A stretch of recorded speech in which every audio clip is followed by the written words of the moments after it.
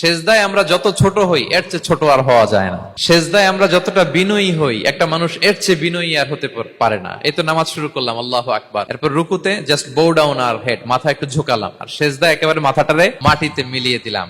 তার মানে আমি চলে গেলাম আসফালে। আসফাল মানে সবচেয়ে নিচে, আর সবচেয়ে নিচে যে আমি ঘোষণা দিলাম সুবহানা রাব্বিয়াল, মানে হে রব, আপনার প্রশংসা, আপনার পবিত্রতা, আপনি আলা। আল্লাহ, আমি আর নিজেকে এর চেয়ে তুচ্ছ করতে জানি না, এর চেয়ে ছোট আর করতে পারি না। আমি আমার নিজেকে উজাড় করে দিলাম, সবচেয়ে ছোট, তুচ্ছ, নগণ্য করে আপনার সামনে উপস্থাপন করে আমি ঘোষণা দিচ্ছি সুবহানা রাব্বিয়াল আলা। পবিত্রতা সেই রবের যিনি আলা, সর্বোচ্চ। সুবহানাল্লাহ পড়েন। তাহলে সিগনিফিকেন্সটা বুঝতে পারছেন কেন বিষ্ণু ইসলাম এটা পড়তেন সুবহানা রাব্বিয়াল আলা? কারণ আমি থাকি সবচেয়ে আসফালে, নিচে, আর তখন আমি ঘোষণা দেই glory be to Allah the most high, the most high, the most high আলা। আল্লাহ, আমি একেবারে নিচে কিন্তু তুমি হচ্ছে আলা।